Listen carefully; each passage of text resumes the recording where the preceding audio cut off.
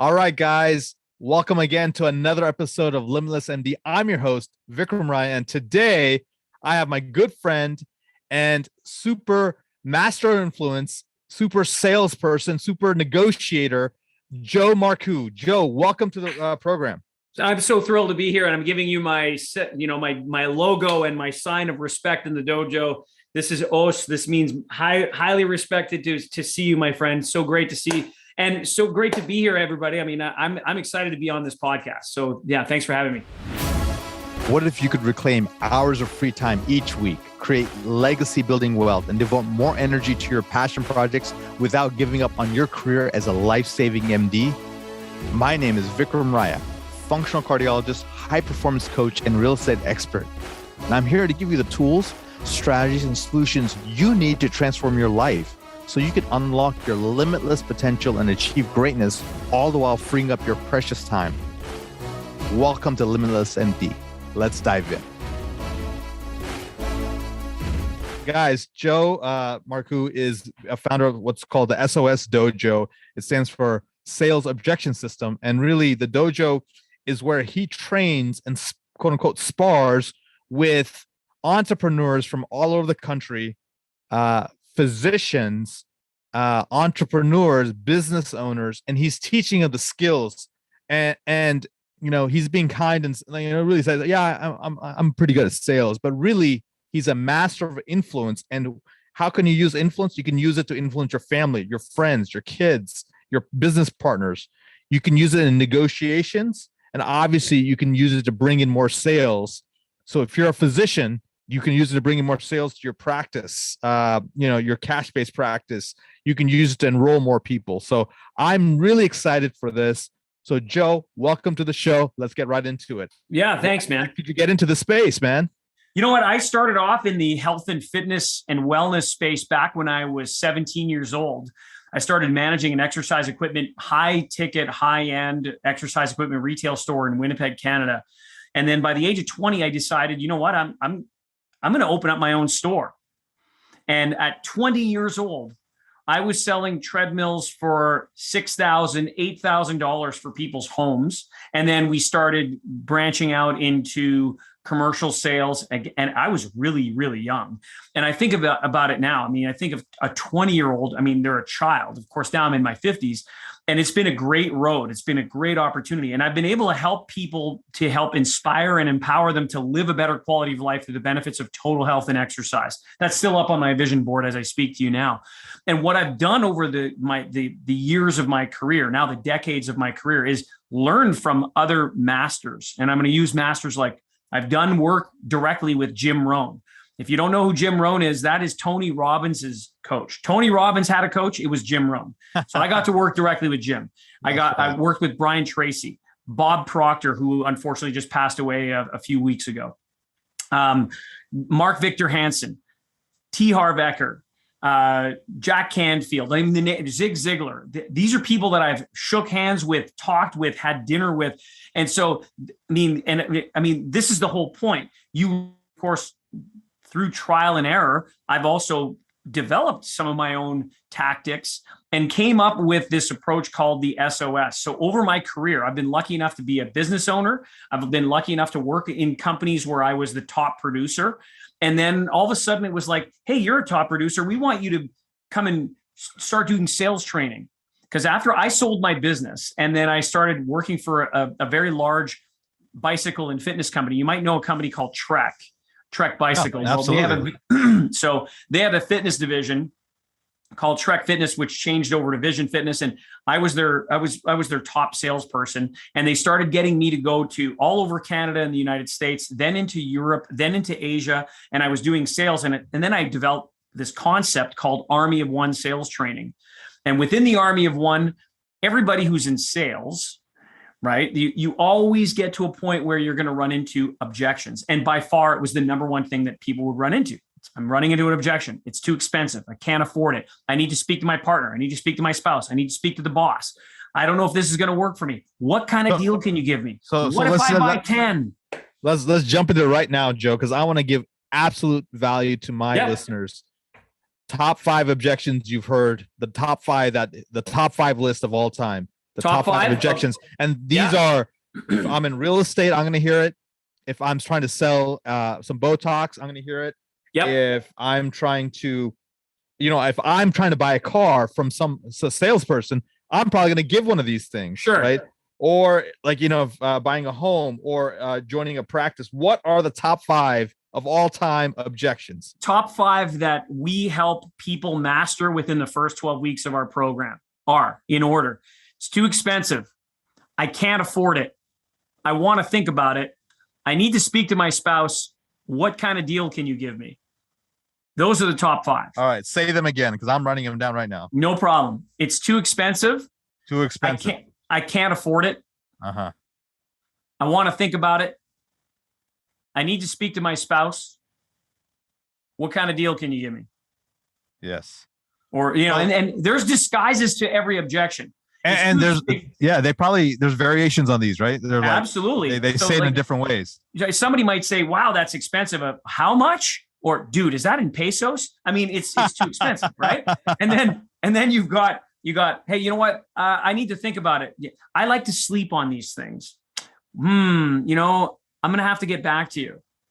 So I'm going to have to get back to you. Does it mean that they're in or they're out? And you'd be amazed at how many people, and I'm going to ask you, the listener, do you want to be pushy? Probably not. Do you want to be aggressive? Probably not. You don't want to be passive, because if you're passive, people are going to walk all over you. So what we teach in the dojo is how to be assertive. And there's a difference, right? What's the difference between passive and assertive? Passive is somebody walks all over you and you get ghosted, and you're just taking in lead after lead after lead, and you're not converting. Aggressive is you're trying so damn hard and you're making a bad reputation for yourself. How can I be assertive? And we give you a 2-step process. And I'm going to give you guys today the 2-step process of how to be assertive and yet still come across as someone who can influence and persuade without being pushy. So I'm going to give you and the goal is not to be salesy, because at this point, people's BS meters are all the way here, man. Like I can sense a sale, someone who's salesy is someone who's inauthentic. Would you agree with me, Joe? Right. Yeah. This is very interesting. The question of authenticity comes up a lot. And for us, what we want to do is we want to help people learn the notes of the song so that they can play the music.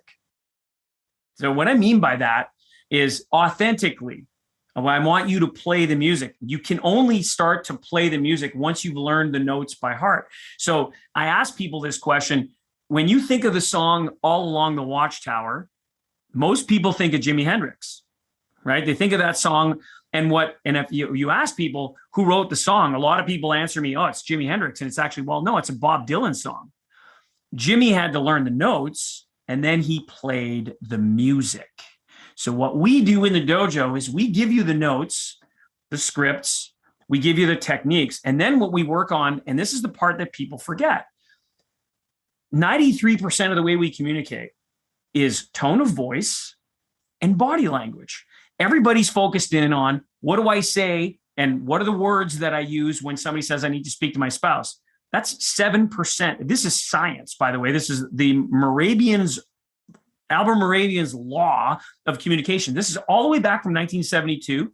Nothing's changed. So, Joe, say that again, because I think there's a huge point here I want my listeners to take away from. It's about the science and art of communication. Talk about what's verbal and what's nonverbal. Give me those. Right. So 55% of the way we communicate, whether you're watching this, or you're just listening to it, right? At the end of the day, this is going to be a YouTube and it's going to be a podcast. So there'll be different reactions based on how they perceive information. Absolutely. I mean, so if you're face to face with someone, there's nothing better than having to communicate with somebody, because they can see your face. They can see your eyebrows, if you're using hand gestures or not. They can see the way that you're moving.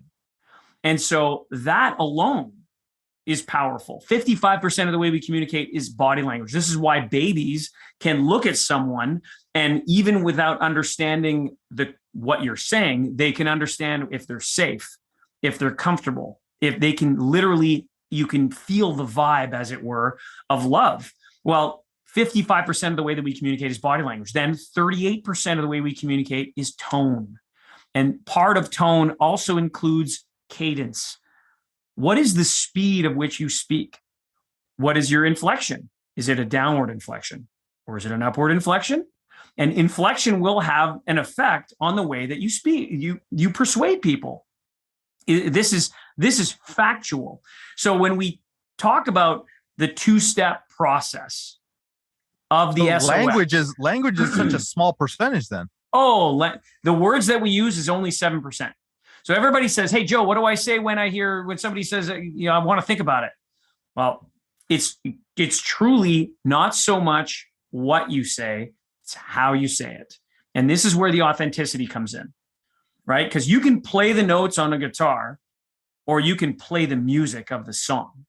So you're referring to the science of like, okay, there's certain language patterns that you can say, but it's the art of how to put all these together in such a way that, look, you're really genuinely ethically trying to serve that person. Yep. If I have some life-saving strategy and this person's sort of resistant to that, but I know genuinely that if they did my program, whatever that is, maybe it's a diabetic reversal program that I would sell. Yeah. I know I can definitely help that person. But they're all in their head and they're all, trying to, they're not really dropped down into their heart. They're not connecting with me on a deeper way. Then there's resistance. It reminds me of a story. I was working with people in the funeral services industry and I was doing a presentation and a woman said, well, how long have you been in the funeral services industry for? This is literally her tone with me, as opposed to, well, so Joe, how long have you been in the funeral services industry for? Right? You notice a difference in tone. So her tone was accusatory, right in my face. And so I took my two-step process. So first I acknowledged her and I said, well, you know what? I really appreciate that question. Acknowledge the person. I don't acknowledge the objection. So step one, acknowledge. Then I asked her a question. I said, do you believe that my experience in the funeral services industry has anything to do with my ability to help you master handling objections? And she had to reflect and she said, no. So because I didn't have any experience in funeral services, just like I have people that are in the dojo that do rejuvenative medicine, chiropractors, people that do aesthetics. I'm not an expert in any of those fields. What I've been able to do for them, though, is literally 10x their business because I know how to help them handle objections in their space. Because the objections, like you mentioned, are very similar. It's too expensive, can't afford it, want to think about it, need to speak to my spouse. What kind of deal can you give me? So whether you're selling cars, real estate, or you're selling your wife on the idea of where you're going out to dinner, there's a way to be able to acknowledge and ask a question. And then we dig deep. So what we do is can you give us just a sampler platter, if you will, of some strategies that they can use today, immediately? Yep. Maybe to either answer these objections or just like how to influence someone. Like how to influence my kids, how to influence my wife or my spouse.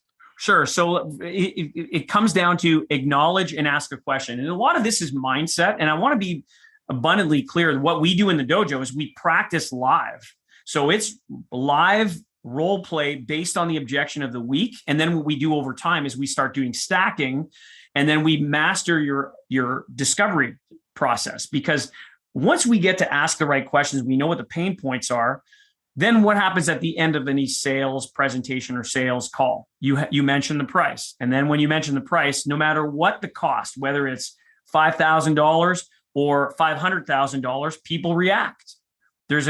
They react. And people, by the way, if you know your avatar really well, some people react on purpose because it's part of their negotiation strategy.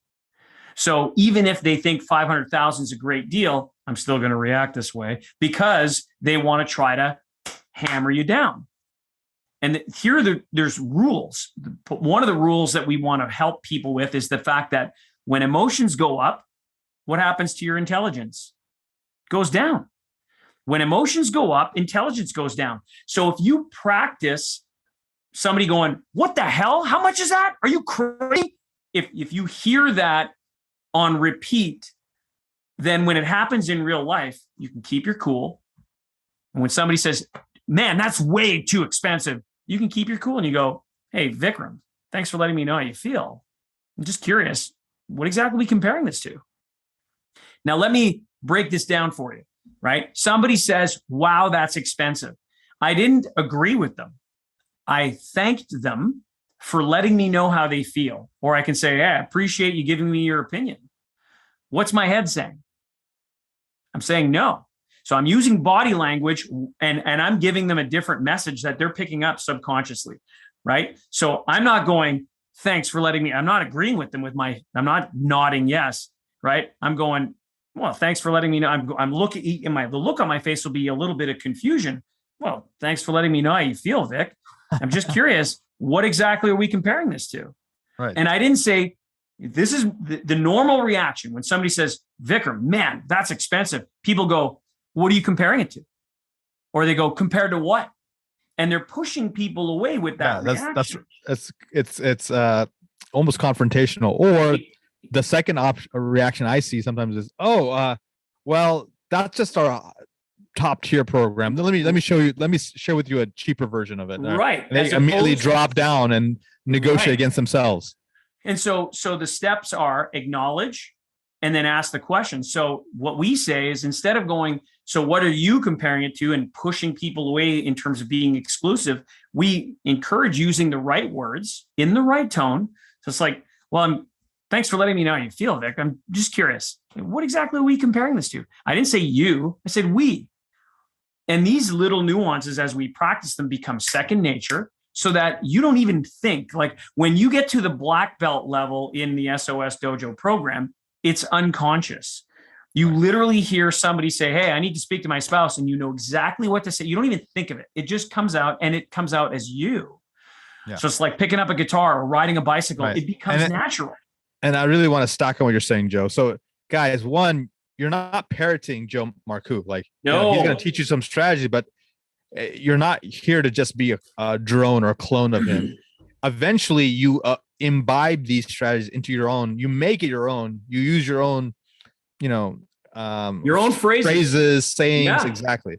And the other thing is, there's levels of competency, right? There's unconscious incompetence. You don't know what the heck you don't know. Next is conscious incompetence. You realize, oh my God, I don't know a lot, but at least I'm aware of it. Then what he's doing is like, then it's conscious competence, where you're having to work at it. Yes. And it's like, this is hard, man, and I'm getting better at the skill. You're like thinking, okay, someone's throwing a punch at you. You're physically thinking block, and you block. And then there's like where you're just walking down the street and someone tries to throw a punch and you're still eating an apple, and boom, your hand comes up. Muscle memory. Think about it. Exactly. Exactly. So that level, that's called unconscious competence. Unconscious competence. Exactly. And we help people develop that in their own words, in their own style. So we can give people the scripts to start with. And what we do is we do repetition. And then what we do is we take the scripts away, and then we get people to practice it with different words, their own style. And then what we do is we practice with what we call perturbation. And perturbation means you can use whatever words you want. However, you're not allowed to go, stutter, use the word but, or excessive long pauses. And the reason why we say we can't use the word but is because when you use the word but after you acknowledge someone, you negate your acknowledgement. So for example, in the context of what I mentioned earlier, Vikram, it would be, wow, that's expensive. Hey, Vikram, thanks for letting me know how you feel. But what exactly are we comparing it to?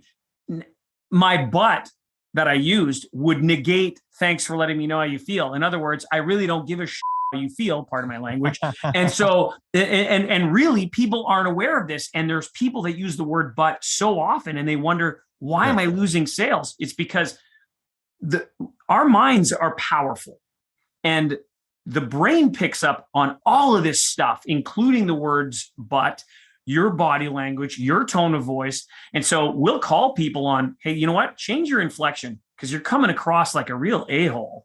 And they're like, what? It's like, and we record all our sessions. So it's like, watch the recording. It's like game film. Listen to yourself. Yes. And suddenly it's like, oh my God, I had no idea. And we give 100% money back guarantee. If you're not growing your sales, we'll give you your money back because we know it works. So Joe, the kind of doctors who listen to my podcast, there may be plastic surgeons or dermatologists, estheticians. They're selling packages, of different services because these are not normally covered by insurance. I got a lot of pay for play doctors in the and sure. Same thing with we have people who are integrative functional, maybe they're high performance doctors, orthopedists, PRP injections, regenerative medicine, like you said. Yep. How are they utilizing these skill sets to improve their businesses? Great. I love it. So first of all, some of them are, what they're doing is they're not only for themselves learning this skill, they're getting their staff to learn the skills. They're getting their front line. And when I say front line, I mean, imagine what would it take for someone who's answering the phone to then be able to get the appointment booked? Because it's not just closing the sale. You still have to go all the way from the beginning. It's leads. Then are they setting the appointment? Are they showing up for the appointment? And then are you closing them? So we help everybody through the whole process. Lead, set, show, close. Because if the lead comes in, if you got an incoming call and somebody doesn't what we call give good phone, if you don't give good phone, you're out. So you got to give good phone. That's one of our sections in the dojo when you're in the Kaizen program. And what do you mean by give good phone? If you could just not a problem.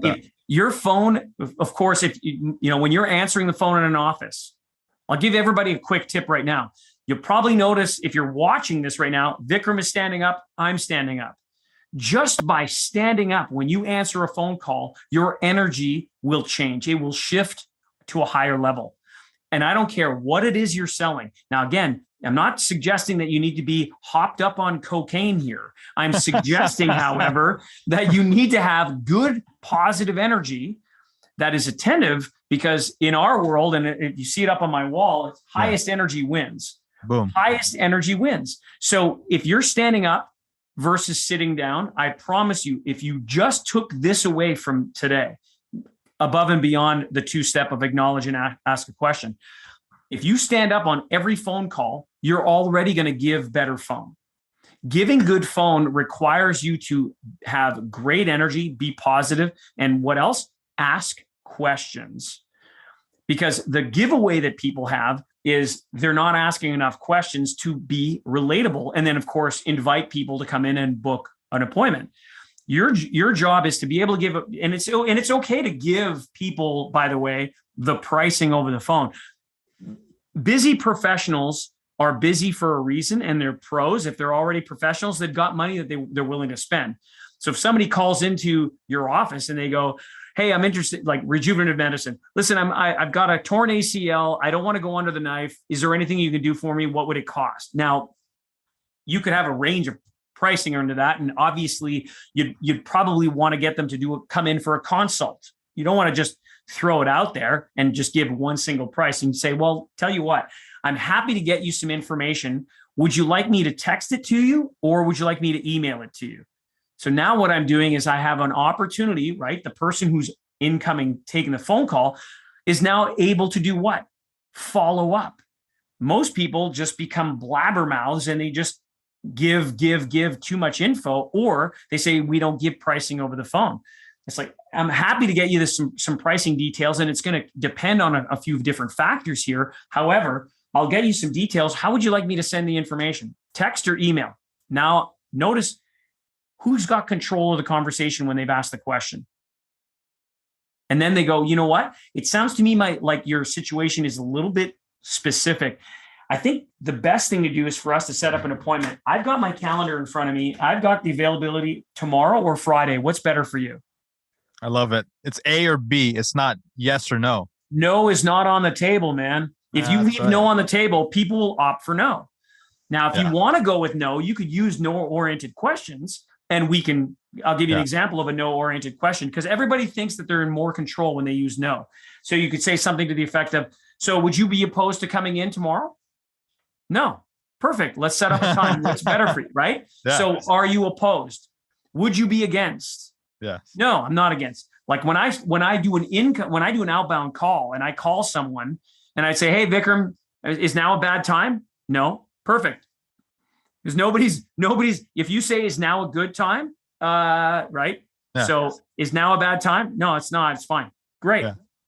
Yeah. It's again, one of the things I teach a lot of my teams and on my different companies is decrease the friction, and provide sort of a 4 seasons Ritz-Carlton service, but still be assertive and not passive. So guys, this has been an amazing conversation with Joe Marcoux, guys.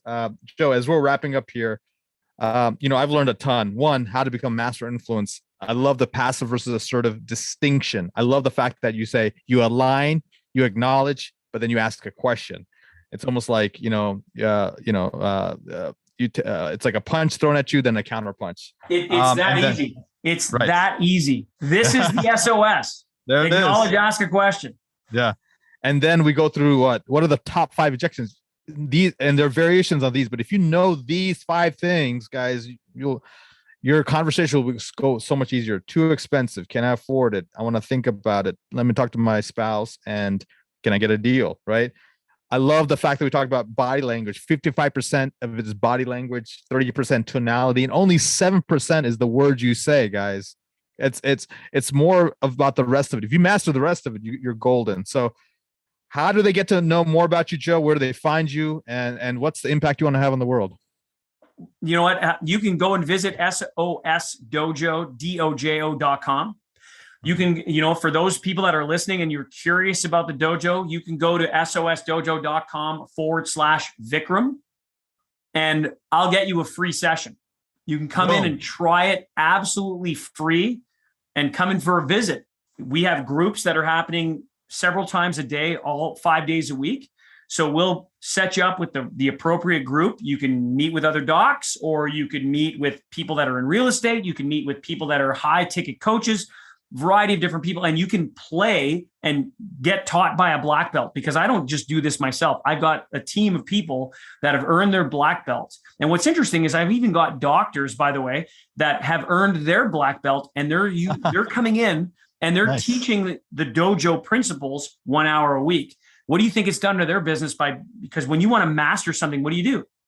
You teach it. Right. So you can go to SOSdojo.com/Vikram, and we'll get you in for a free session. And how do I want to change the world? By me helping you, the listener, the viewer, be a better communicator in the world that Vikram is in, and in the world that I really care about, which is, the right-minded people that want to vibrate at a high level. We're just helping people step across the starting line. So I don't believe that sales is about getting people to close and get to across the finish line. Most times it's starting something so that we can look at this long term. And for me, it's really about helping people live a better quality of life. And that's what I want to do. I want to be able to help the world that way. Thank you, Joe. Man, my pleasure, man. Much love and respect, man. That's awesome. Guys, listen to this episode again. It was awesome. And continue to stay phenomenal. Please share the podcast with anyone who you think would benefit, and we'll catch you next time. Thank you, guys. Thank you so much for listening to this episode of Limitless MD. If you found value from this episode, I encourage you to share this episode with a friend and let me know by leaving a review. For more information, make sure you check out the links in the show notes below, or simply visit vikramraya.com. So until next time, my friends, be phenomenal.